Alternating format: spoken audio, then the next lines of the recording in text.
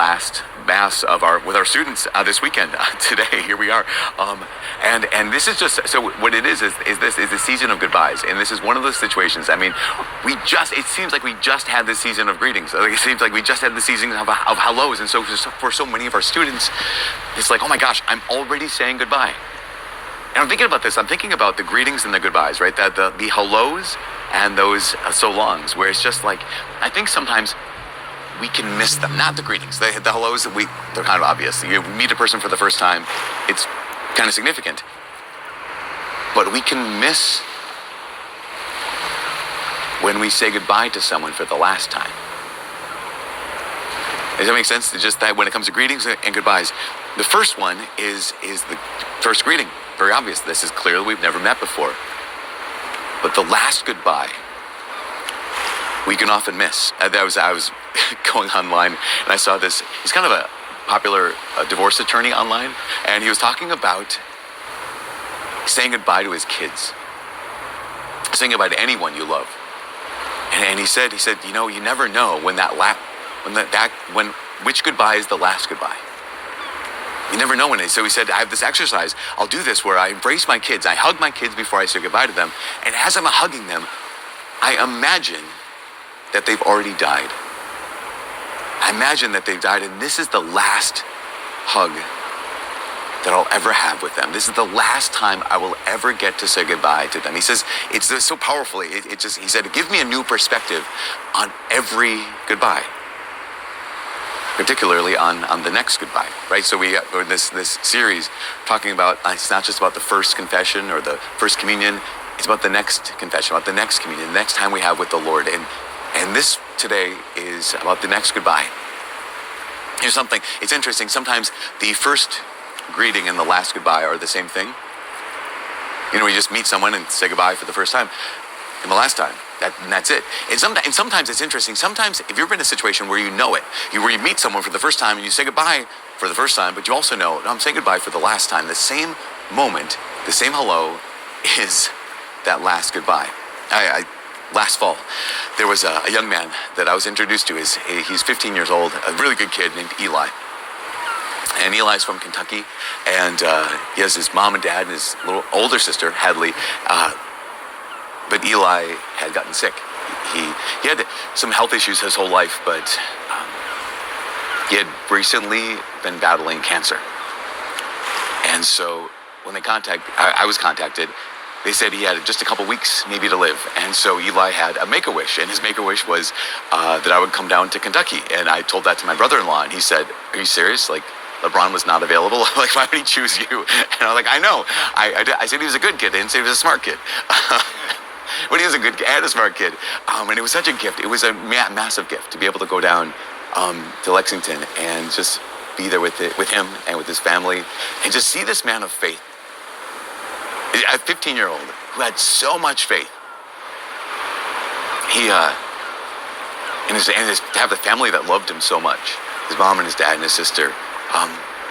He has so much faith. He was praying that he, would beat cancer. He was praying that he'd be able to grow old. He's praying that he could be a priest one day. Also, he wanted to be a professional bowler, but he said, I can do both. I can be a priest and a professional bowler. I'm like, yeah, I know. I wanted to be a priest and Batman. So, you can bring it all. You live the best of both worlds. But we talked about his diagnosis. We talked about so many things. Talked about decorating. He loved how his mom had decorated for every single season. And this was kind of before Halloween. And so the whole house was decorated for Halloween. And just the recognition of every time he just brought up life.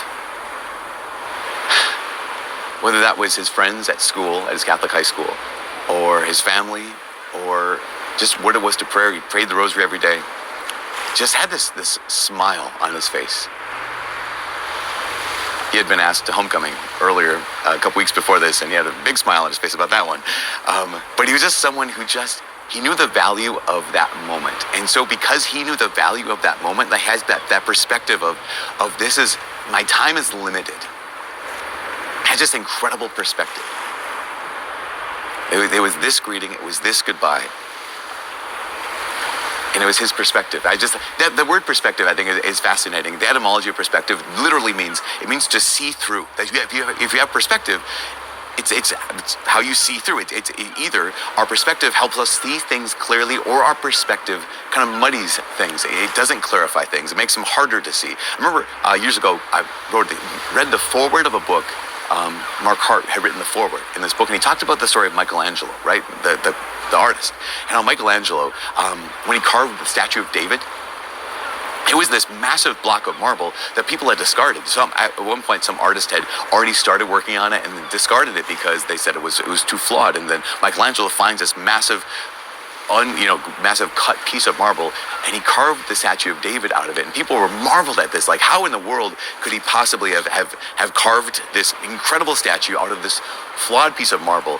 And apparently Michelangelo said something like this. He said, "I saw the angel in the marble, and then I carved until I set him free." That notion that he had perspective, that he could see things clearly. And every one of us, we do, right? We have a perspective on life, especially right now, our students. And this is week going into this week, where all of the things, and think about for you, but think about for them, all of the things that demand their attention, all the things that demand your attention, all there for them, their finals, their papers, their projects, all for you, all just the stuff you have to get done today, the stuff you have to get done throughout the course of this week. I think for many of us, a lot of times, they're not merely the task of the moment. It's not really just the stuff we have to do, because that's fine. Or some of us, they fall into one perspective. If they don't mean it, doesn't matter. I'm just going to phone it in. I'm just going to phone it in because it doesn't matter.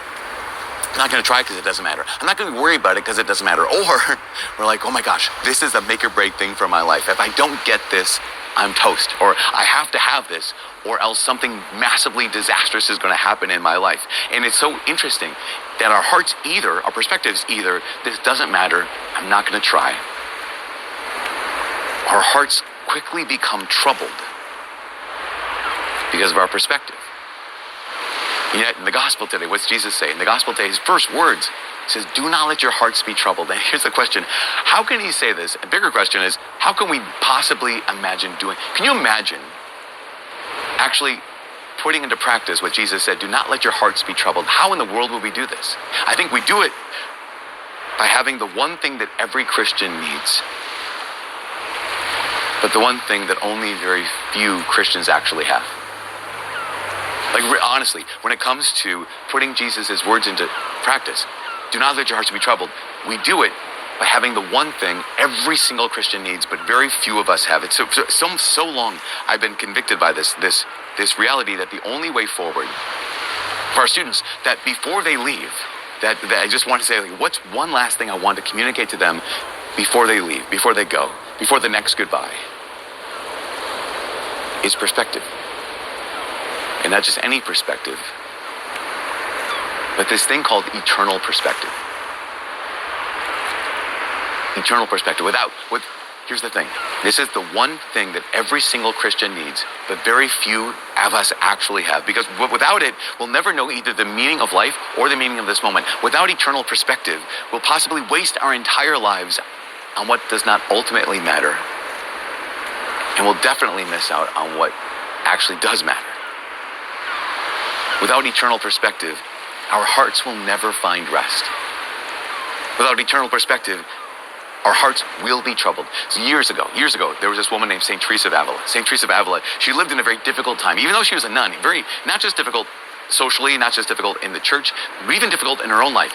So even though she was a nun, she even describes this in her book about herself. She says for 20 years, she lived the life of a lukewarm nun. So she said for 20 years, she's a nun, and she wasted 2 decades of being a bride of Christ because she was very popular, she was very charming, she's very beautiful, she's very intelligent, and there was this kind of parlor area in the monastery where she was, in the convent that she was, and people would come by and stop by, and she just, again, was so charming, so beautiful, so fun to be with, so intelligent. She would spend all of her time in the parlor, and she said she found herself being so divided because she was always anxious. When she was in the parlor, she's like, I should probably be praying. But when she's praying, she's like, I'd rather be out there talking to people. And she's torn back and forth. And this is probably where many of us are. When it comes to our lives, our perspective is, okay, I'm doing this one thing, I should be doing something else. If I'm doing something else, I should be doing that other thing. She had this massive conviction and ultimately this massive conversion where she began to see her life with an eternal perspective. And God used her to transform not only her religious community and her culture. He literally used her to transform the church. And St. Teresa of Avila had this saying. She just said, "Do not be troubled." She said this: "Let nothing disturb you. Let nothing frighten you. All things are passing. God never changes." After she had this eternal perspective, there's that, okay, listen, there are so many things I worked up about, and this is us. There are so many things we can get worked up about. Or we could just say, let nothing disturb you. Let nothing frighten you. All things are passing. God never changes. Do not let your hearts be troubled. This is what Jesus says, right? Let nothing disturb you. Let nothing frighten you. Do not let your hearts be troubled. How do we do this? Jesus tells us in the gospel today. Jesus actually tells us how we can have an eternal perspective, how we can let our hearts not be troubled. He says two things. Number one, he says, have faith in God, have faith in me. And secondly, he says, in my Father's house there are many dwelling places. This is so key for all of us. To have this eternal perspective, the thing that every Christian needs, but so few of us have, we have to realize, have faith in God, have faith also in Jesus. We have to realize this, we're not alone. And we're not on our own. If we understand the character of God, that God is good, he's our good Father, and he loves us. So we know this. We know. Have faith in God. Have faith in Jesus. We know we're not alone. And the second thing is, he says, in my Father's house there are many dwelling places. Basically, Jesus is saying, there is more to this life than just this life. He reminds us of our ultimate destiny. So those two things, right? Remembering the character of God and our ultimate destiny gives us an eternal perspective. This conviction that there is more to this life than just this life. The conviction that this is not home. Yes, everything we do in this life matters, but this is not home. And if it's not home, it has to change how we live. I mean, no one ever changes the oil on a rental car. No one ever goes to a hotel room and buys new furniture for the hotel room. I mean, no one ever does this. Why? Because this is not my car. This is not my home. And yet we get so worked up, we get so troubled by things that we know, if we stop for a moment, we know that they're passing. Now, that doesn't mean that's not the invitation to not do anything in this world. In fact, we know this. We know that those who have believed in heaven, those who have believed in the